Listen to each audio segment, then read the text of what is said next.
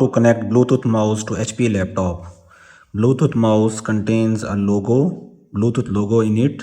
Make sure that the Bluetooth logo has a battery in it. Then turn it on. As you can see, the light is blinking. It means it is in pairing mode. Here, search for Bluetooth. As you can see, here we need to click here, add Bluetooth or other device. Click it here. Now, to connect with HP laptop, simply press this. Press and hold. Then you can see here, mouse has appeared. Click it here.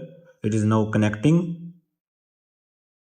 As you can see, your device is ready to go. Now we can use a mouse with our HP laptop. I am using this with HP laptop.